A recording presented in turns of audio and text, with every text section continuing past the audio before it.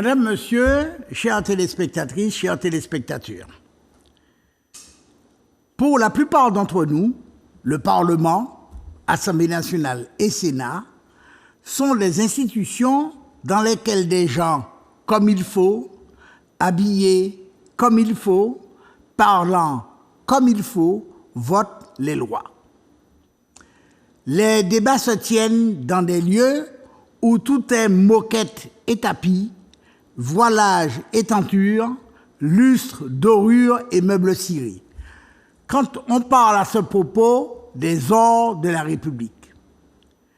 Mais comme toujours, il y a le décor fastueux, il est vrai, et aussi l'envers du décor, beaucoup moins reluisant. Pour ce dernier édito avant la période des vacances, je vais vous citer in extenso les propos tenus par François Ruffin, député de la première circonscription de la Somme, décrivant le travail des petites mains de ces femmes qui, dans les palais de la République et notamment au Palais Bourbon, siège de l'Assemblée nationale, ont la charge de son entretien dans des conditions que je vous laisse découvrir. C'est François Ruffin qui parle de la tribune de l'Assemblée nationale, s'adressant aux ministres et aux députés. Écoutez bien. Ce matin, dit-il, on a tapoté à la porte de ma chambre-bureau. J'étais encore au lit et je n'ai pas réagi.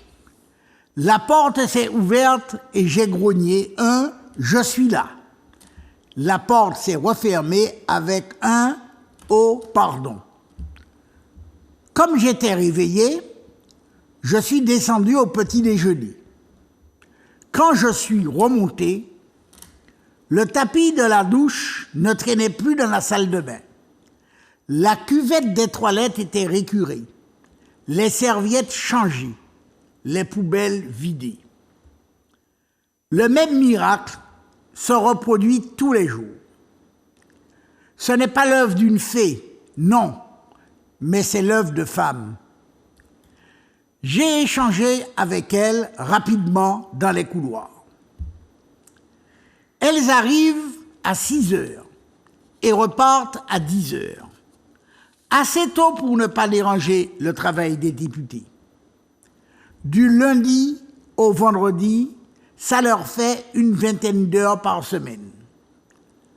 À raison de 9 €, leur paye s'élève à 600 € et quelques par mois. Bénéficient-elles de tickets repas? Non. Ont-elles un 13e mois? Non plus. Des primes de panier, de salissure? Pas davantage. Elles ont seulement 50% de réduction sur le pass Navigo, c'est-à-dire ce qui permet de prendre le métro ou le RER.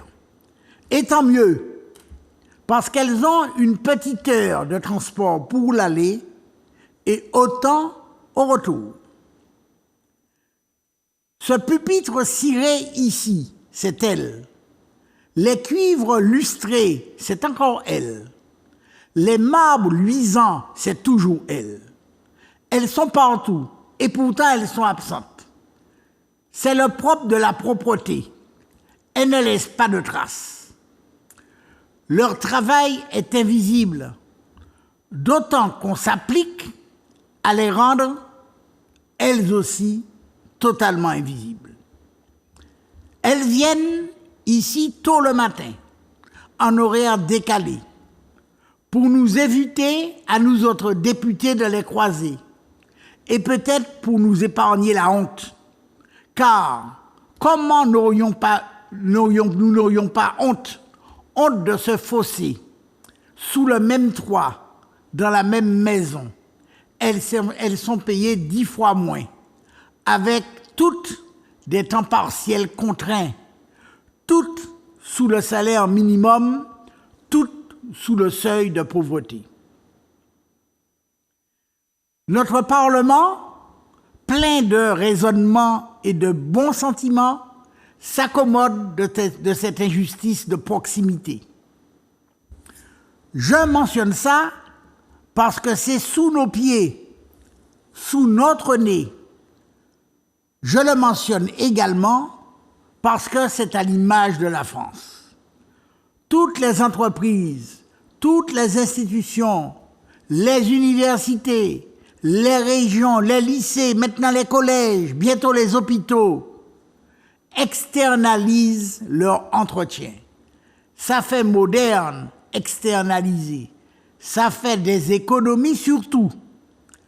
Cela signifie que silencieusement, au fil des décennies, des milliers de femmes, à vrai dire des centaines de milliers de femmes, ont été poussées vers la précarité, vers des horaires coupés, vers des payes au rabais.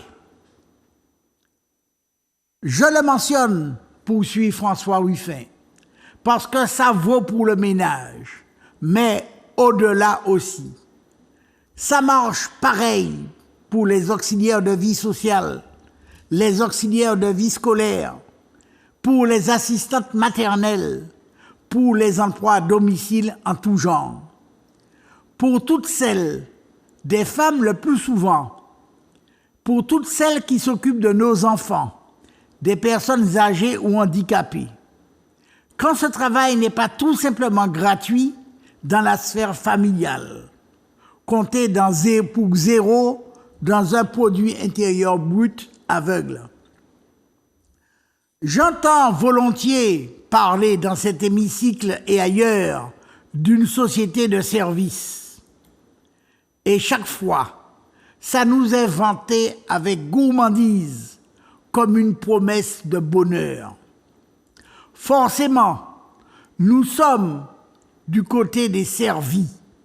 Servis à l'Assemblée et aux petits oignons, servis dans les hôtels, servis dans les supermarchés, servis jusque chez nous par des nounous. Méfions-nous. Méfions-nous que cette société de service ne soit pas une société de servitude, avec le retour de ces serfs et des servantes, des boniches, mais sous un nouveau visage, sous un autre nom, plus moderne, plus acceptable, et qui nous laisse à nous la conscience en paix. Avec en prime, en plus de la chemise repassée, de la moquette aspirée, des chèques emploi-service défiscalisés. Notre confort est assis sur cette main-d'œuvre bon marché. Alors, depuis cette semaine, l'ambition présidentielle est partout martelée. À travail égal, salaire égal. Fort bien. Mais ça ne suffit pas. Nous devons revaloriser les métiers largement occupés par des femmes, leur bâtir de réels statuts, leur garantir des revenus. D'autant qu'ils sont, ces métiers, bien souvent les plus utiles. Virer les publicitaires, virer les traders, virer les nuisibles, mais payer comme il faut les aides-soignantes, les infirmières, les auxiliaires de puériculture. Avant de légiférer pour le pays, qu'on me permette de démarrer plus petit, puisque se mène, nous dit-on, une grande réforme de notre Assemblée, qu'on ne les néglige pas, ces femmes de ménage, qu'on les intègre au personnel, qu'elles bénéficient de temps complet et de primes de 13e mois, qu'elles ne touchent pas sans doute nos salaires de parlementaires, mais qu'elles gagnent un revenu décent, digne d'elles et digne de nous, qu'elles passent au-dessus du SMIC et du seuil de pauvreté. Monsieur le ministre, Madame la rapporteure, mes chers collègues, j'espère vraiment que pour une fois, mon vœu sera exaucé. Je compte sur vous. Ou alors, dit François Ruffin, je vois une autre option. Dans un film, Tenue de soirée, l'un des acteurs, Jean-Pierre Mariel, demande « Savez-vous à quoi on reconnaît un riche ?» c'est quelqu'un qui ne nettoie pas ses toilettes lui-même. Une alternative alors, c'est que les députés et leur équipe nettoient leurs toilettes eux-mêmes et qu'avec une telle mesure, cette tâche ne soit plus attachée à un genre et que l'on compte parmi nous des hommes de ménage et des hommes pipi. Rappelez-vous bien, chères téléspectatrices, chers téléspectateurs, du nom de ce courageux député à qui j'ai simplement prêté ma voix. Il s'agit de François Ruffin, sans doute futur candidat à la présidence de la République française. En tout cas, pour ma part, je le souhaite, vous l'aurez compris. Un regret quand même. Avec une situation sociale bien pire dans notre pays, la Martinique. Quand donc s'élèvera des travées de l'hémicycle de la CTM, une voix qui prendra fait et cause pour ceux que la naissance, la vie, le sort, la rapacité de quelques profiteurs, la méconnaissance et le manque d'intérêt de nos représentants, parfois leur égoïsme, a laissé et laisse depuis si longtemps sur le bord de la route. Merci.